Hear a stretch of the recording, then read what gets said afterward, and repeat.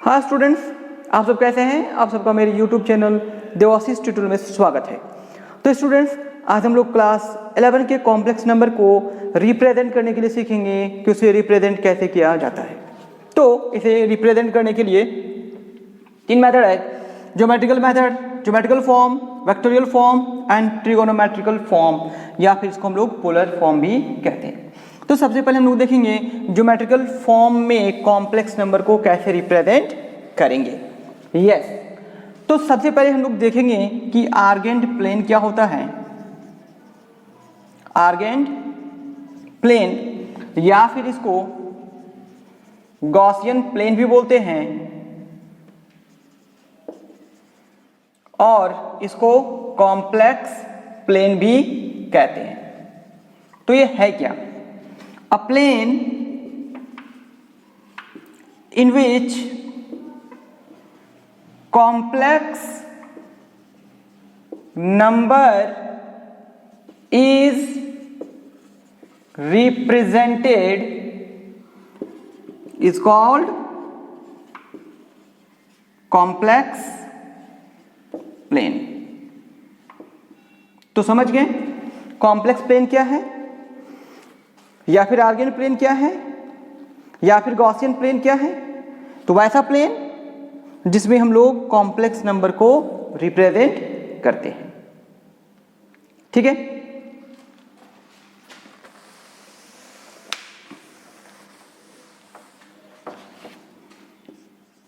Late z is equal to a plus iota B.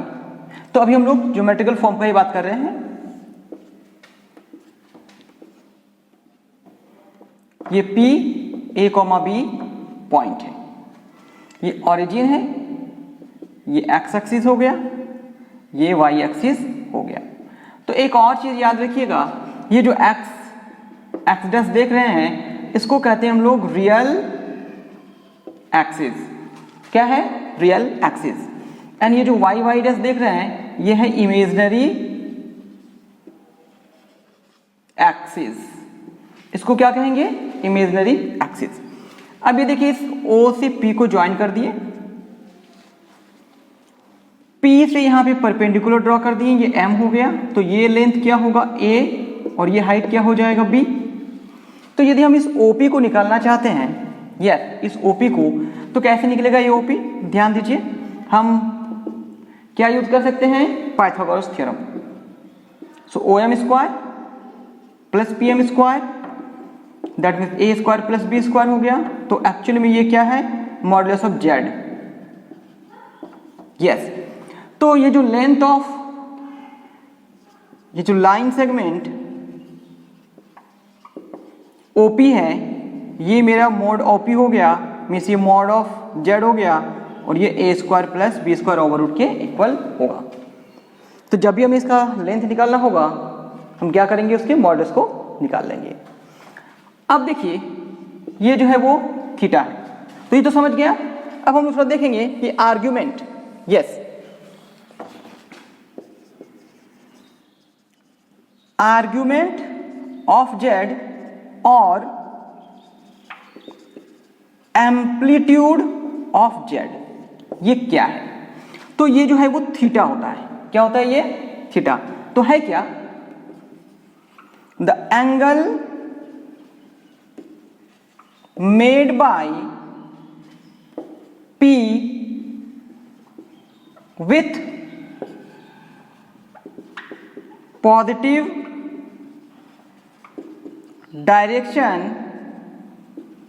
of x axis। अब ये theta निकालेंगे कैसे? देखिए, ध्यान दीजिए, ये tan थीटा क्या होगा?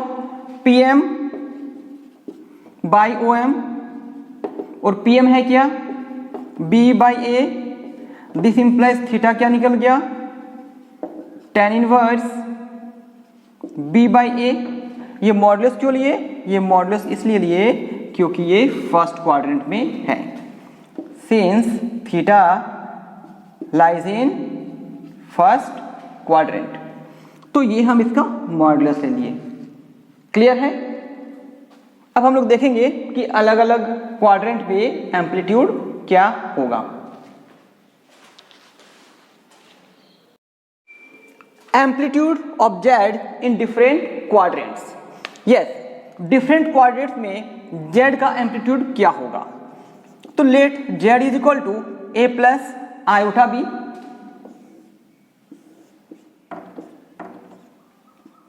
and alpha is an acute angle which is equal to tan inverse mod b by a। ये अल्फा क्या है? Acute angle. So the value of alpha is less than pi by 2 but greater than 0। And theta मेरा क्या है? Theta is the amplitude. Theta क्या है? Theta is the amplitude.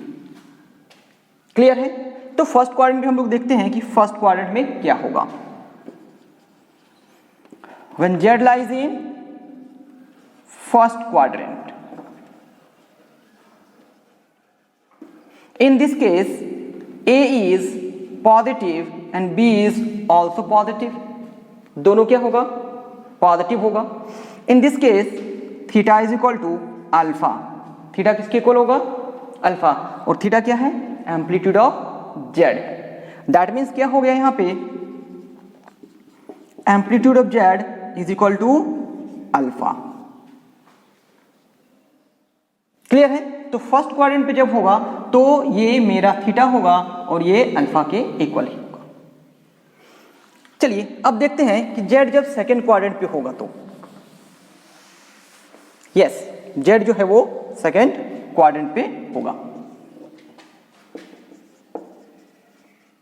When Z lies in second quadrant, that means A is less than 0 and B is positive. So see the figure. Yes, यहां पे होगा, ये O है perpendicular, तो इसको हम लोग क्या लिए हैं? अल्फा। क्या है ये? अल्फा।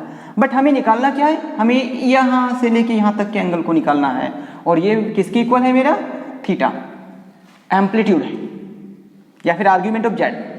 तो इस केस में तो मेरा जो आर्ग्यूमेंट ऑफ जेड होगा, ध्यान से देखिए, वो थीटा है। और अब थीटा कैसे निकालेंगे? यहां से यहां तक पाई है और ये माइनस क्या हो जाएगा? अल्फा हो जाएगा। तो जब जेड सेकेंड क्वाड्रेंट पे होगा तब उस केस में हम लोग आर्ग्यूमेंट ऑफ जेड क्या निकालेंगे? पाई माइनस अल्फा। चलिए अब थर्ड देख लेते हैं। When Z lies in third, when Z lies in third quadrant, in this case A is negative and B is also negative। तो चलिए देख लेते हैं। इस बार जो है वो P इस जगह पे आ जाएगा। थर्ड क्वाड्रेंट ये है A, B, तो ये 90 डिग्री यहां पे हो गया। ये क्या होगा? अल्फा होगा। तो थीटा मेरा क्या हो सकता है? ये, या फिर क्या हो सकता है? ये। तो यदि हम इधर से आएंगे तो ये मेरा पॉजिटिव एंगल होगा और जब इधर से आएंगे तो ये मेरा नेगेटिव एंगल होगा। दैट मीन्स ये जो आर्ग्यूमेंट ऑफ जेड है वो मेरा क्या होगा? माइनस थीटा, और हम इधर से आ रहे हैं, दिस इज वाई, ये माइनस पाई माइनस अल्फा होगा। देखिए यहां से यहां तक पूरा पाई है और इस अल्फा को माइनस कर दीजिए तो क्या हो जाएगा? ये जो पोर्शन है वो पाई माइनस अल्फा होगा, लेकिन माइनस क्योंकि डायरेक्शन अपोजिट ले रहे हैं। और इसी को हम लोग क्या लिख सकते हैं? Alpha minus pi. तो ये कब केस है? जब जेड जो है वो लाई कर रहा है थर्ड क्वाड्रेंट पे। एक्चुअली में क्या होता है कि थीटा जो है वो पाई के इक्वल या पाई से छोटा या फिर माइनस पाई से बड़ा होता है। मीन्स आर्ग्यूमेंट जो है वो इसी के अंदर लाई करता है। दिस इज वाई हम लोग इधर से नहीं लिए क्योंकि मोर देन पाई क्रॉस कर रहा था। क्लियर? अब फोर्थ पॉइंट देख लेते हैं कि जेड जो है वो अब फोर्थ क्वाड्रेंट पे है। उस केस में आर्गुमेंट क्या होगा?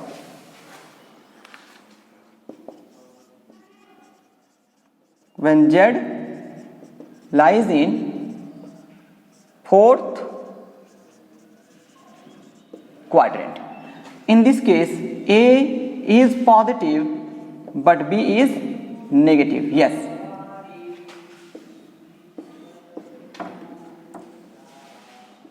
अब इस बार कहां पर है ये P A, B पर।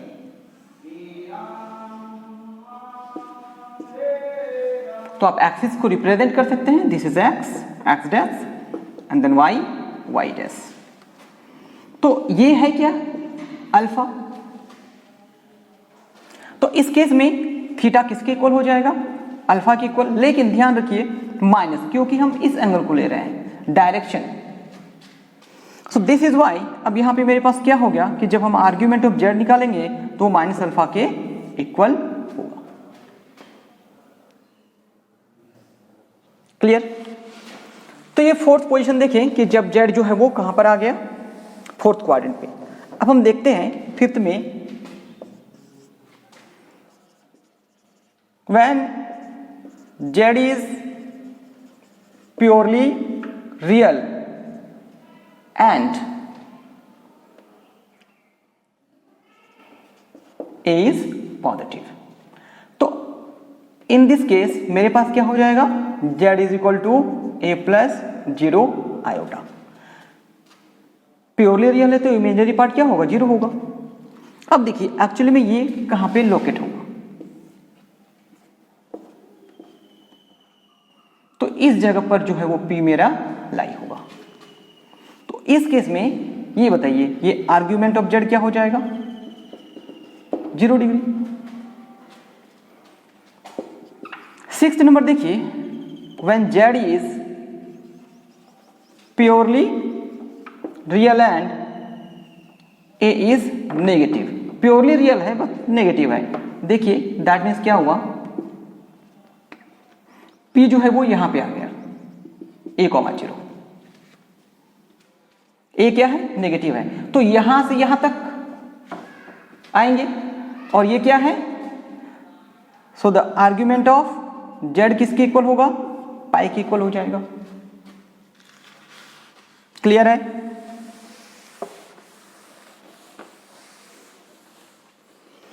अब देखिए when z is purely imaginary and b is positive, that means क्या हो गया, यहां पे 0 हो जाएगा प्लस आयोटा इंटू बी। लेकिन b क्या है, पॉजिटिव है, दैट मीन्स ये जो z पॉइंट है, जो p पॉइंट है वो कहां पे होगा, y एक्सिस पे होगा, पॉजिटिव में। दैट मीन्स यहां पे आर्ग्यूमेंट ऑफ जेड जो है वो किसके इक्वल हो जाएगा, पाई बाई 2 के इक्वल। तो इस तरह के केसेस में हम डायरेक्ट निकाल सकते हैं। अब 8th नंबर में देखिए, when z is purely imaginary and b is less than 0। Yes, b क्या है, नेगेटिव में है। तो इस केस में क्या होगा, बी का पोजीशन ये देखिए P यहां पे 0, B हो गया। तो इस बार जब हम नेगेटिव घूमेंगे तो ये जो आर्ग्यूमेंट ऑफ Z है वो माइनस पाई बाई 2 हो जाएगा। Clear. Find the modulus and argument of each. ये जो कॉम्प्लेक्स नंबर थे इसके मॉडुलस भी निकालने हैं एंड आर्ग्यूमेंट भी निकालने हैं। चलिए फर्स्ट क्वेश्चन देखते हैं। Let z is equal to -2 plus 2 iota √3, या फिर आप इसको लिख सकते हैं -2 प्लस आयोटा 2 √3। अब ये बताइए a का वैल्यू क्या हो गया, a का value -2 and b is equal to 2 √3। अब ये बताइए ये पहले किस क्वाड्रेंट पे है, therefore z lies in second quadrant. Clear है, नो डाउट। अब ये देखिए हम जब मॉडुलस ऑफ z निकालेंगे तो a का स्क्वायर प्लस b का स्क्वायर फिर अंडर रूट, तो -2 का स्क्वायर हो गया प्लस 2 √3 का स्क्वायर हो जाएगा अंडर रूट 2 to 4 और 3 जो 12 हो गया ये, दैट मीन्स 16 ओवर रूट, और यहाँ से एक ही वैल्यू आएगा वो प्लस में 4। क्लियर। अब ये देखिए सबसे पहले हम निकालेंगे अल्फा। याद कीजिए बताए थे tan inverse in mod b by A. तो tan inverse in mod b का वैल्यू क्या है, यहां से देखिए 2√3 और ये है -2, तो ये कैंसिल हो गया। अब ये tan inverse mod -√3 this so is equal to tan inverse √3। अब हमें बताना है कि tan के किस डिग्री का वैल्यू √3 होता है, tan के 60 डिग्री का वैल्यू, और ये 60 डिग्री को हम लोग लिखेंगे π/3, π/3। तो देखिए यदि 30 डिग्री है या फिर 40 डिग्री है या फिर 60 डिग्री है, तो 30 डिग्री को क्या लिखेंगे π/6, इसको लिखेंगे π/4, इसको लिखेंगे π/3। एक्चुअली में रेडियन भी होता है बट हम लोग रेडियन को लिखते नहीं है। क्लियर है। अब तो किस डिग्री का tan 30 डिग्री का वैल्यू क्या होता है 1/√3 और ये 1 और ये होता है √3। इसका मतलब याद रख लीजिएगा, यदि हमें लिखना है कि 1/√3 यदि हम tan इनवर्स में ये देंगे तो ये मेरा थीटा हो जाएगा। याद रखिएगा tan इनवर्स 1 रहेगा, उसका वैल्यू क्या हो जाएगा 45 degree, that means π/4। tan inverse √3 का वैल्यू 60 डिग्री होगा और tan इनवर्स 1/√3 का वैल्यू 30 डिग्री होगा। यदि हमें सिर्फ पाई के फॉर्म में लिखना है तो ये देखिए पाई के फॉर्म में भी लिखे हुए हैं। क्लियर। तो ये देखिए tan इनवर्स √3, तो √3 को देखिए क्या है 60 डिग्री, दैट मीन्स क्या लिखते हैं हम लोग π/3, तो अल्फा आ गया π/3। अब ये बताइए जब हम आर्ग्यूमेंट निकालेंगे तो ये क्या हो जाएगा पाई माइनस अल्फा होगा क्या। याद कीजिए जब z lies in second quadrant argument of z is equal to pi minus alpha. Yes, ये आपको याद रखने होंगे। तो pi minus π/3 that means 3 pi minus π/3 और ये 2 π/3 हो गया। तो आर्ग्यूमेंट ऑफ z भी निकाल लिए हम लोग एंड मॉडुलस भी निकाल लिए हम लोग। क्लियर है। आगे चलते हैं। ये फर्स्ट समझ में आ गया होगा। सेकेंड नंबर को देखिए ध्यान से। यस, सेकेंड नंबर क्या करेंगे, let z is equal to -√3 minus iota. So clearly the value of a is equal to -√3 and b is equal to -1। यदि हम इसका मॉडुलस निकालना रहा तो हम क्या करेंगे, a का स्क्वायर भी करेंगे और b का भी स्क्वायर करेंगे। इसको कुछ ऐसे लिखते हैं। सो -√3 का स्क्वायर हो जाएगा प्लस -1 का स्क्वायर होगा, दैट मीन्स इसको क्या लिखेंगे हम लोग 3 + 1 अंडर रूट, ये 4 और सिर्फ बाहर आएगा 2। अब देखिए अल्फा इज इक्वल टू क्या हुआ tan inverse in mod b by A. तो tan inverse in mod b का वैल्यू देखिए ध्यान से -1 बाई -√3, ये कैंसिल हो गया, दैट मीन्स ये हो गया tan इनवर्स 1/√3। देखिए 1/√3 क्या है π/6। अब देखिए since z lies in third quadrant, किस क्वाड्रेंट पे होगा, थर्ड क्वाड्रेंट पे होगा। देयरफॉर आर्ग्यूमेंट ऑफ z क्या बताई थी -π माइनस अल्फा, याद है। तो -π और -π/6, दैट मीन्स माइनस है, ये हो जाएगा 5π/6। सो -5π/6, ये क्या निकालेंगे हम लोग, आर्ग्यूमेंट। क्लियर है। Vectorial representation means complex number को वेक्टर के फॉर्म में कैसे रिप्रेजेंट करेंगे। तो ये देखिए एक्सिस और ये मेरा है z, x plus iota y की जगह हम लोग a प्लस आयोटा b लिखते हैं। और इस वेक्टर OP को यदि हम इसका लेंथ को निकालना चाहेंगे तो कैसे निकालेंगे, इसके मॉडुलस के हेल्प से निकाल सकते हैं। और ये किसके इक्वल होगा, √a² प्लस b² के इक्वल होगा। तो लेंथ ऑफ ये वेक्टर OP जो है वो कैसे निकलेगा, मॉडुलस ऑफ z के हेल्प से।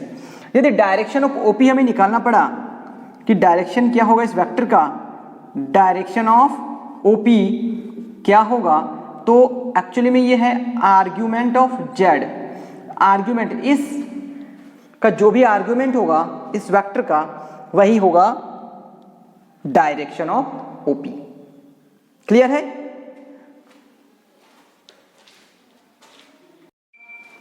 ट्रिगोनोमेट्रिकल फॉर्म और polar form. Let z is equal to a plus iota b. ये कोई कॉम्प्लेक्स नंबर है जिसे हम लोग रिप्रेजेंट किए हैं आर्गेंट प्लेन पे। तो यहां पर है p a कॉमा b, ये हो गया o। तो इसका मॉडुलस क्या हो जाएगा? Over root A square plus B square.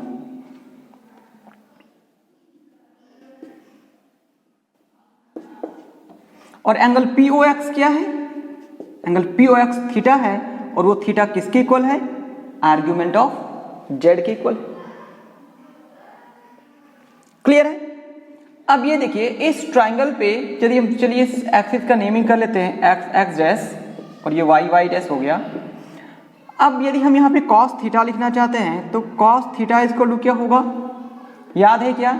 OX base by hypotenuse OP। इस OP का मॉडुलस, अब इसको ध्यान से देखिए, OX है क्या? A है, और ये OP को हम क्या लिख सकते हैं?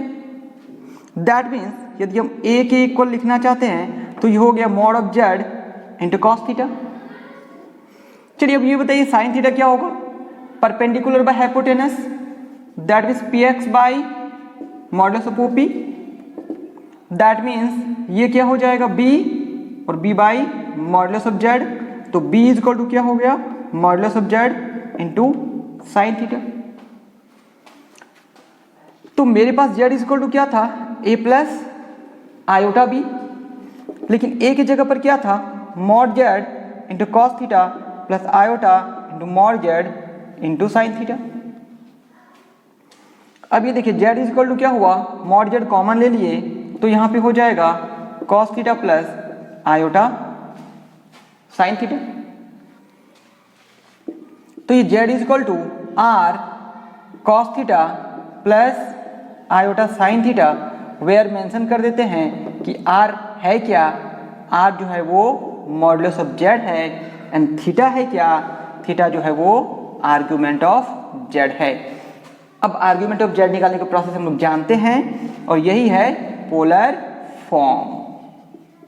तो जब भी हमें पोलर फॉर्म में रिप्रेजेंट करने के लिए बोला जाएगा, we will use this formula. Clear है?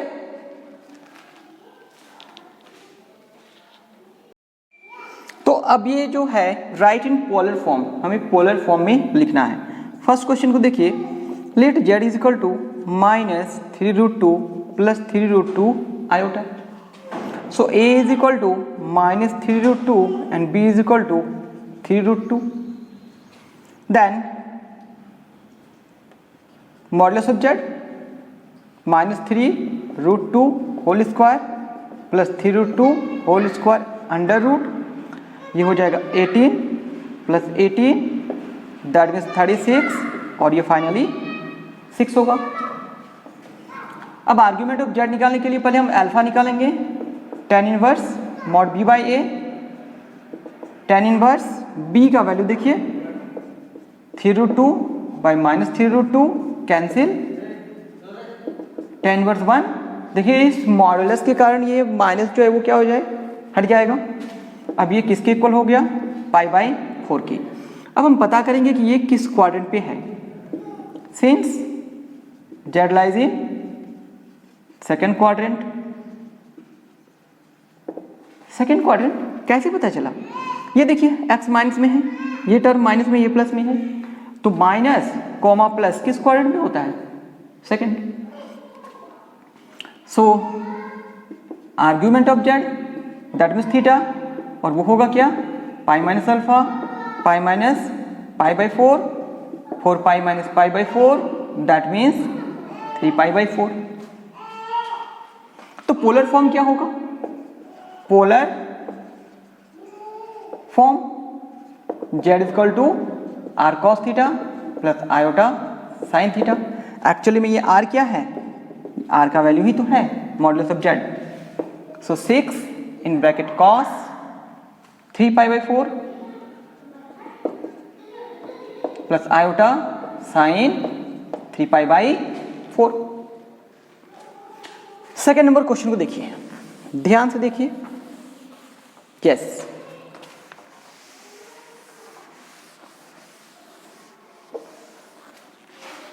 Second number, let z is equal to -1 minus iota. So modulus of, okay, find out first a is equal to -1 and b is equal to -1। So modulus of z is equal to -1 square होगा plus again -1 square होगा, that means 1 + 1, ये हो गया √2। Yes, so the value of r is equal to √2। अब क्या find करेंगे हम लोग, अल्फा, ये क्या होता है, tan इनवर्स मॉड b/a। तो वैल्यूज रख लेते हैं हम लोग। tan इनवर्स b का वैल्यू देखिए -1/-1, ये तो कैंसिल हो जाएगा, दैट मीन्स tan इनवर्स 1 और ये π/4 हो गया। अब z जो है वो थर्ड क्वाड्रेंट पे है, since z lies in third quadrant, therefore theta is equal to -π minus alpha, याद कीजिए, -π माइनस π/4, दैट मीन्स ये -3π/4 हो गया। तो जो z होगा, जो पोलर फॉर्म है r cos theta plus iota sine theta. So r का वैल्यू है √2 cos -3π/4 प्लस आयोटा साइन -3π/4। देखिए, इसको आगे बढ़ा के कुछ ऐसे भी लिखा गया होगा, इज इक्वल टू √2, ये हो जाएगा cos 3π/4 minus iota sine 3π/4। Means होता क्या है कि यदि cos, इसको समझने के लिए लिखते हैं, माइनस थीटा है तो cos थीटा हो जाएगा, और साइन माइनस थीटा है तो माइनस साइन थीटा हो जाएगा। ये हम लोग ट्रिगोनोमेट्री में देखेंगे, बस ये फॉर्मूला थोड़ा याद रखना है। आप यहाँ भी इसको रख सकते हैं। क्लियर है?